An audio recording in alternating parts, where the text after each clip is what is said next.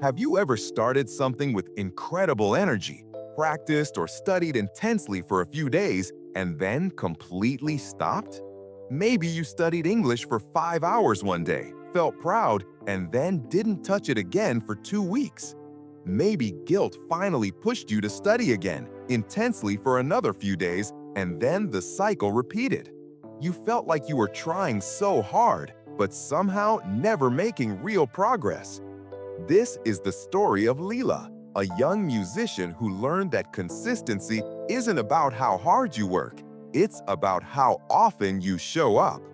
Once upon a time, in a village famous for its music and artisans, there lived a talented young violinist named Lila. She had natural skill. When she played, the notes seemed to flow from her heart through her fingers into the air. People who heard her practice would stop and listen, amazed by her gift. But Lila had a problem she didn't understand. She would practice with intense passion for 3 or 4 days, sometimes for hours each day. Her fingers would ache, her mind would be completely absorbed in the music. She felt like a true musician during those days. But then, something would happen.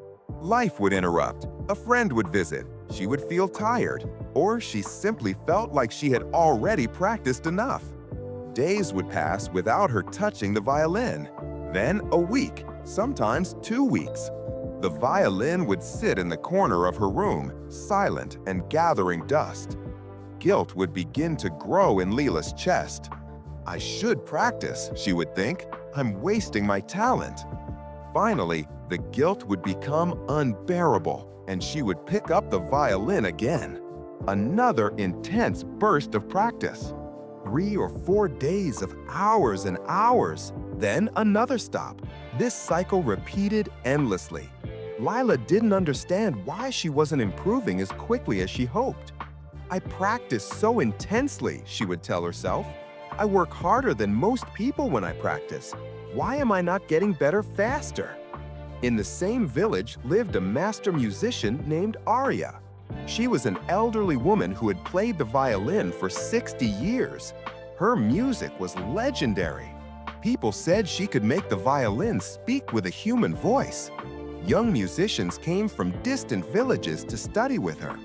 One day, Arya was walking past Lila's house and heard the beautiful sound of violin music pouring through the open window. She stopped and listened. The music was skilled but inconsistent. Some phrases were smooth and confident, others were rough and uncertain. Arya recognized this pattern immediately. She had seen it in dozens of students over the decades. She knocked on Lila's door. When Lila opened it, she was surprised to see the legendary master Arya standing before her. "Your playing is beautiful," Arya said gently. "But may I ask you a question? How often do you practice?" Lila felt embarrassed, but answered honestly, "I practice very intensely, sometimes for 3 or 4 hours a day. I work very hard when I practice." "And how many days per week do you practice?" Arya asked. Lila looked down.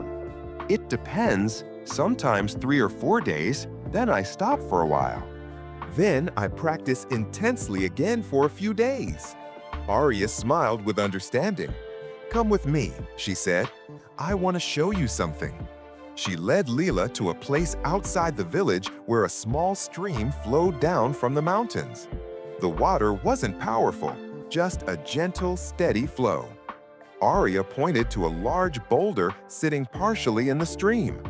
"Look closely at this stone," she said. Lila looked. The boulder had a deep, smooth groove carved through its center where the water flowed. The groove was perfectly shaped, as if someone had carefully carved it with tools. "How did this happen?" Lila asked, running her fingers along the smooth stone. "Water," Arya said simply. "This stream has flowed over this boulder every single day for many years. The water is gentle, it has no great force, but it never stops. Day after day, year after year, the water touches the stone.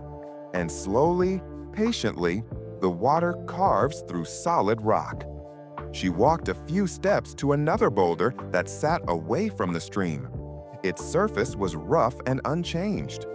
Do you see this stone? Every year during the spring floods, powerful water rushes down the mountain with incredible force. It crashes against this boulder for a few days with violence and power, far more intense than the gentle stream. But then the flood passes and the water is gone. Look, the boulder remains unchanged. The intense flood created no lasting mark, but the gentle daily stream carved completely through solid stone. Lila stared at the two boulders, understanding beginning to dawn in her mind. Your practice is like the flood, Arya said gently. Intense, powerful, passionate, for a few days. Then nothing. The intensity feels impressive, but it creates no lasting change. You need to be like the gentle stream. Small, consistent practice every single day. Not impressive, not dramatic, just steady, patient daily contact with your instrument. That's what carves mastery through time. Tears filled Lila's eyes. But when I practice intensely, I feel like I'm really working. When I practice for just a little bit each day, it feels like it's not enough. That feeling is a lie, Arya said firmly. The feeling of intensity is not the same as actual progress. Your brain and your fingers need daily repetition to build lasting pathways. When you practice for 4 hours after 2 weeks of nothing, your fingers have forgotten. You spend the first 2 hours just remembering what you knew before. You make progress in the last 2 hours, but then you stop for 2 weeks and lose it again. You're trapped in an endless cycle of remembering and forgetting.